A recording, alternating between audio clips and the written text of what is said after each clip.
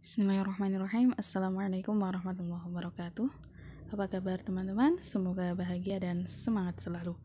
Pada kesempatan kali ini kita akan membahas tema tentang sholat, yang sekaligus nanti teman-teman juga mempraktekkan tentang sholat, baik sholat fardu maupun sholat sunnah. Di sini temanya adalah sholat, telaah definisi dan waktu. Masuk pada definisi, sholat didefinisikan secara etimologis dan terminologis. Adapun secara etimologis atau secara bahasa, sholat itu bermakna ad-du'a atau doa, atau qila waqila, dan ada juga yang berpendapat ad-du'a bi khair, memohon atau berdoa untuk kebaikan. Sementara secara terminologis atau secara istilah adalah aqwalun wa af'alun muftatahatun bit takbiri wa muhtatamatun bit taslimi ghaliban. Jadi secara umum sholat itu apa? Aqwalun wa af'alun, beberapa perkataan dan juga beberapa perbuatan yang diawali dengan takbiratul ihram dan diakhiri dengan salam. Ghaliban maksudnya adalah secara umum. Mengapa dinyatakan secara umum? Karena dalam beberapa kondisi tertentu seseorang ini dapat melakukan sholat namun tidak dilaksanakan secara lengkap atau secara sempurna perkataan dan perbuatan. Nah, jadi secara umum dilakukan ini karena tidak ada kendala apapun. Jadi misalnya tidak karena sakit, tidak karena apa-apa, itu berarti masuk dalam definisi aqwal wa af'al, beberapa perkataan dan perbuatan. Nah, ini kita masuk pada pengecualian definisi, khususnya adalah definisi yang secara terminologis, yaitu bisa disebut sebagai hanya berupa perkataan tanpa perbuatan. Nah, ini semisal adalah sholat jenazah. Kemudian ada sholat dalam kondisi terikat atau dalam kondisi sakit. Nah, yang hanya memungkinkan untuk berkata-kata tanpa ada perbuatan yang dilakukan. Nah, ini yang pertama. Kemudian bisa hanya af'al tanpa aqwal, hanya beberapa perbuatan. Misalnya adalah sholatnya orang yang tunawicara. Nah, jadi secara perkataan tidak dapat didengar, berarti di dalam hati mereka melakukan bacaan-bacaan sholat, yang tidak dapat didengar oleh kita. Berikutnya adalah tidak ada perkataan dan perbuatan. Nah, berarti tidak ada perkataan dan perbuatan, la aqwalun wala af'alun. Nah, ini adalah sholat dalam kondisi terikat sekaligus dalam posisi tunawicara. Nah, jadi dia terikat, tidak bisa bergerak sekaligus tidak bisa berkata. Nah, ini pengecualian bagi definisi sholat berupa perkataan dan perbuatan. Jadi sholat juga bisa dimaknai sebagai tanpa perbuatan dan tanpa perkataan khusus namun khusus bagi kondisi tertentu, yaitu di sini dicontohkan adalah sholatnya orang yang dalam kondisi terikat dan tunawicara. Begitu ya. Berikutnya keutamaan sholat. Nah, keutamaan sholat dalam Al-Quran dan hadis. Yang pertama, keutamaannya adalah rukun kedua dalam Islam. Ar-ruknus tsani, rukun kedua min arkanil Islam. Kemudian yang kedua adalah sholat ini merupakan amalan yang pertama kali dihisab nanti. Berikutnya as-sholatu imaduddin, atau sholat itu sebagai tiang agama. Yang selanjutnya termaktub dalam Quran surat Doha ayat 14.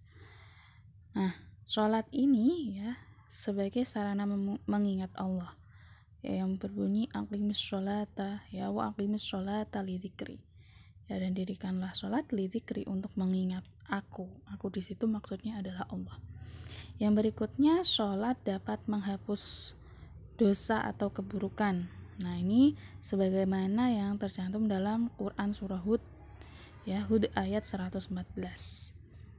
Wa aqimis sholata tarafail laili wan nahar. innal hasanati yudhibunas sayyi'at. Jadi yang termasuk dalam hasanat, perbuatan baik di sini adalah sholat. Nah, sholat ini mampu untuk menghapus keburukan. Dan di dalam ayat lain juga yang pernah kita bahas ya, inna sholata tanha 'anil fahsya'i wal munkar. Ya, jadi sholat itu dapat mencegah dari perbuatan keji dan mungkar. Yang berikutnya, ini janji bagi mereka yang sholat, yaitu dijanjikan surga. Nah, surga di mana nanti dalam surga tersebut didampingi oleh beberapa bidadari. Nah, ini termaktub dalam hadis riwayat Tabrani dalam kitab beliau. Kemudian sholat juga bisa menjadi obat. Ini hadis riwayat Ahmad. Kemudian juga dapat menenteramkan jiwa. Hadis riwayat Ahmad dan Nasai. Dan yang terakhir adalah hadis riwayat Tabrani, yaitu sholat sebagai sebaik-baik ibadah badaniyah. Nah, kalau teman-teman barangkali pernah mendengar ya sebuah hadis, ada seorang sahabat yang bertanya kepada Rasul, ya, ayul a'mali afdal, ya, apakah amal yang paling utama? Nah, maka Rasul menjawab, ya, as-sholatu ala waqtiha. Yang paling pertama disebut adalah sholat pada waktunya. Yang kedua, birrul walidain, ya, berbakti kepada orang tua. Dan yang terakhir adalah al-jihadu fi sabilillah, yaitu jihad di jalan Allah. Nah, dalam hadis tersebut dinyatakan bahwasanya yang paling utama adalah sholat sebagai amal badaniyah. Ya. Berikutnya masuk pada ragam waktu sholat. Nah, ragam waktu sholat di sini untuk waktu-waktu sholat, ya, batasan waktunya saya kira teman-teman sudah tahu, sudah bisa melihat indikasi-indikasinya, ini sudah masuk waktu sholat duhur atau belum misalkan, atau sholat asar atau belum. Nah, itu bisa kalian ketahui ya. Di sini yang akan saya bahas adalah tentang nanti di sini ya, tentang waktu sholat, ya, pembagian waktu sholat, namun bukan jenis, ya, bukan berdasarkan jenis sholatnya. Yang pertama kali terlebih dahulu kita bahas tentang dalil waktu sholat. Ya, dalil-dalil tentang waktu sholat yang pertama ada yang termaktub dalam surah Ar-Rum ayat 17-18. Bismillahirrahmanirrahim. Fasubhanalladzi hina tumsuna wa hina tusbihun walahul hamdu fis samawati wal ardi wa 'ashiyyan wa hina tudhirun. Nah, di sini fasubhanallah, dan bertasbihlah kepada Allah hina tumsuna wa hina tusbihun, ya, sehingga muncul waktu malam sampai waktu subuh. Nah, di sini ada indikasi tentang waktu sholat. Nah, yang kedua juga wa 'ashiyyan wa hina tudhirun. Ya, jadi dari waktu malam sampai dengan tudhirun, ya, waktu zuhur. Atau di sini menegaskan juga diperintahkan untuk bertasbih kepada Allah, memuji kepada Allah. Baik, ya, ada perbandingan waktu, baik waktu gelap maupun waktu malam. Nah, di sini mengisyaratkan bahwasanya sholat itu tidak terbatas waktu. Ya, jadi dalam kondisi apapun masih tetap diwajibkan untuk memuji Allah, untuk bertasbih kepada Allah, yaitu melalui sholat dan ibadah yang lain. Yang berikutnya yang termaktub dalam surah Al-Isra ayat 78. Bismillahirrahmanirrahim. Aqimis sholata liduluki syamsi ila ghasaqil laili wa qur'anal fajr. Inna qur'anal fajri kana masyhuda. Ya, di sini menjelaskan kerjakanlah sholat, ya, mulai dari tergelincirnya matahari, ya, sampai waktu malam, serta sampai waktu subuh. Nah, di sini menegaskan bahwasanya apa, ya, menunjukkan waktu-waktu sholat. Sholat kan dimulai kalau di dalam ayat ini diawali dari tergelincirnya matahari, mulai dari waktu zuhur, Kemudian sampai waktu malam berarti sampai isya, dan wa Qur'an al-fajr. Qur'an al-fajr ini dimaknai sebagai waktu sholat subuh. Ya, sholat subuh berarti dari mulai zuhur, asar, maghrib, isya sampai subuh, itu semua waktu-waktu itu diperintahkan untuk melaksanakan sholat tanpa terkecuali. Berikutnya kita masuk pada pembagian waktu sholat. Ya, jadi pembagian waktu sholat ini didasarkan atas keutamaannya, begitu ya, bukan atas jenis-jenis waktunya. Jadi ini waktu zuhur bukan itu ya yang kita bahas, namun dari segi keutamaan. Yang pertama, waktu fadilah. Ya, ada yang disebut dengan waktu fadilah, atau bisa kita sebut juga sebagai sholat yang berada fi awwali waqt, ya, di awal waktu. Sholat di awal waktu ini berarti kapan? Ya, ini ketika sudah mulai, kalau di tradisi kita masih ada beduk ya, beduk dibunyikan menandakan sholat, waktu sholat, misalnya sholat zuhur, kemudian waktu itu terdengar suara azan. Nah, jadi pada saat kalian melaksanakan syarat-syarat melaksanakan sholat itu, ya, misalnya kalian harus mendengarkan azan dulu, melakukan toharoh, kemudian misalnya kalau jamaah menunggu jamaah, nah itu masih termasuk dalam kategori awal waktu, begitu ya. Berikutnya setelah awal waktu berakhir ada waktu ikhtiar. Nah, waktu ikhtiar ini masuk ketika waktu fadilah berakhir, ya, waktu fadilah sudah selesai, ya, setelah azan, setelah berjamaah. Nah, maka setelah itu masuk waktu ikhtiar. Nah, waktu ikhtiar ini adalah yang paling sering dilakukan oleh umat muslim, karena terkadang ya tidak bisa melaksanakan sholat di awal waktu, ya, barangkali karena masih bekerja, ya, masih bekerja, sehingga melaksanakan sholatnya adalah waktu ikhtiar. Kemudian yang berikutnya adalah waktu jawaz. Nah, waktu jawaz ini adalah waktu setelah waktu fadilah dan waktu ikhtiar. Nah, waktu jawaz ini ya masih diperbolehkan, akan tetapi ada dua kategorisasi. Yang pertama adalah yang bila karohah, yang kedua adalah karohah. Adapun untuk bila karohah berarti sholat tersebut boleh dilaksanakan, ya, boleh dilaksanakan tanpa ada kemakruhan di dalamnya. Kemudian kalau karohah ini ada kemakruhan. Nah, ini sebagai contoh saja ya untuk memperjelas tentang waktu jawaz. Kita ambil contoh sholat isya, ya. Sholat isya itu kan dimulai dari mega merah menghilang, ya, sampai dengan fajar shodiq. Nah, jadi sampai fajar shodiq atau sampai waktu subuh itu. Nah, adapun untuk yang dimaksud di sini adalah bila karohah, ya, yang boleh dan tanpa pengecualian, ya, itu misalnya ini, atau tanpa makruh itu ya.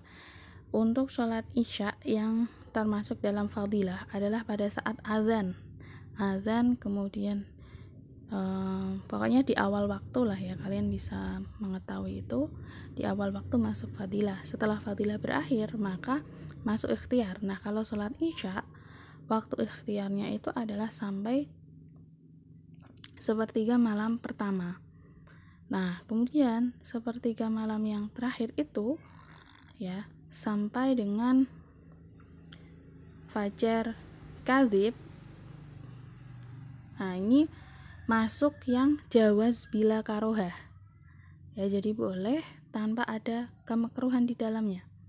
Nah, adapun ya yang mepet, yaitu ketika muncul fajar kadzib sampai muncul fajar shodiq, nah itulah yang disebut dengan jawaz bikarohah atau jawaz yang makruh, karena mepet sekali dengan waktu sholat berikutnya, yakni sholat zuhur, begitu. Berikutnya kita masuk pada waktu hormat atau disebut dengan waktu haram. Jadi selain ada fadilah, ikhtiar dan jawaz, ada juga waktu haram. Kapan itu waktu haram? Adalah ketika melaksanakan sholat tidak pada waktu sholat, ya, atau melaksanakan sholat sudah melebihi dari waktu sholat, ya, secara disengaja tentunya untuk waktu hormat atau waktu haram ini. Berikutnya ada waktu uzur. Nah, waktu uzur ini adalah waktu, ya, di luar waktu sholat, ya, di luar jadwal waktu sholat, akan tetapi dikhususkan bagi orang-orang yang berhalangan. Nah, nanti kita bedakan, ya, perbedaan antara yang waktu uzur dengan waktu darurah itu di mana.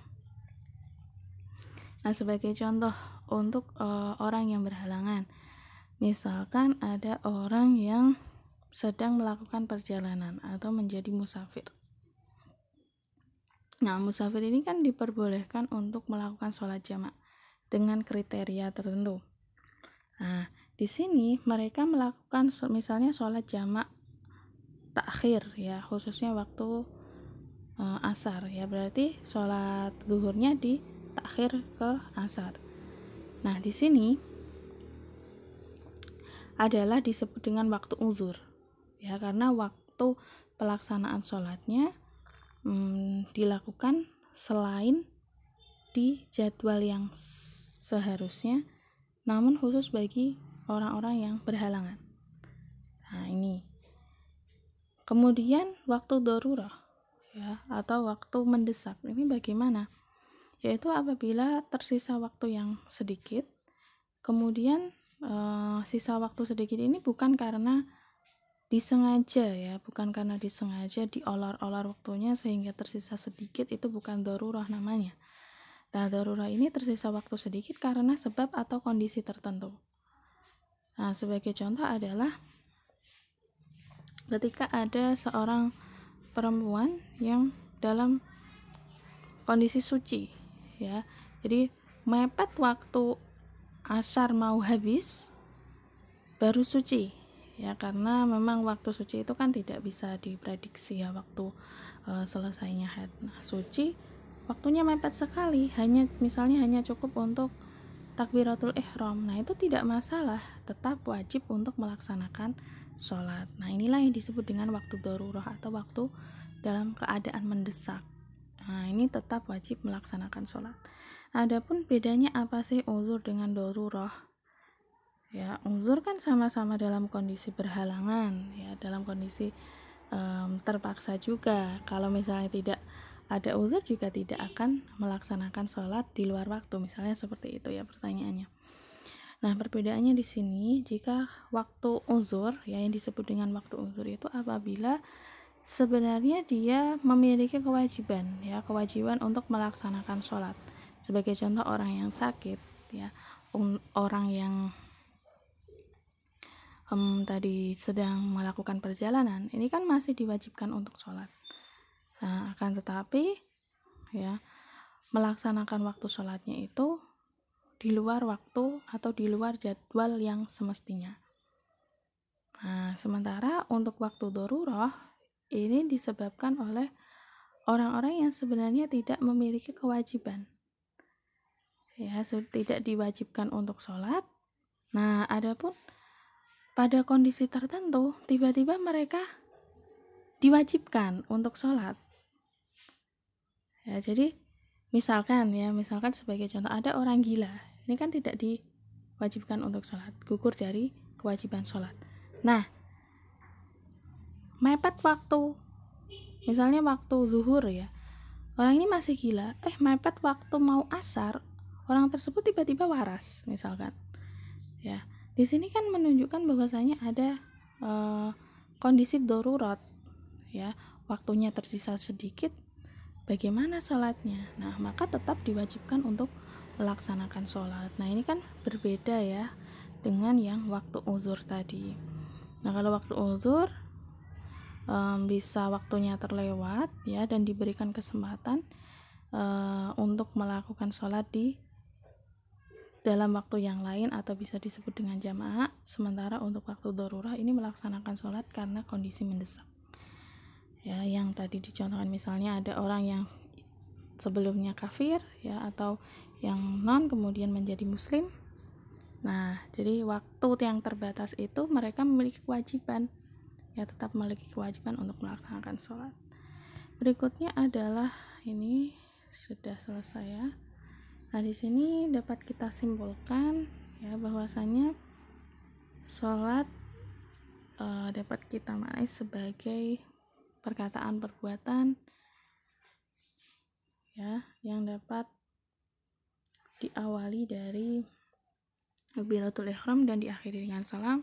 Itu adalah makna secara umum, namun ada pengecualian yang tadi sudah kita bahas. Kemudian ada keutamaan sholat, dan ragam waktu sholat dilihat dari keutamaannya. Nah tadi saya rasa cukup. Nanti apabila ada yang ingin ditanyakan, apabila ada yang ingin didiskusikan, silahkan ya. Kurang lebihnya mohon maaf. Wassalamualaikum warahmatullahi wabarakatuh.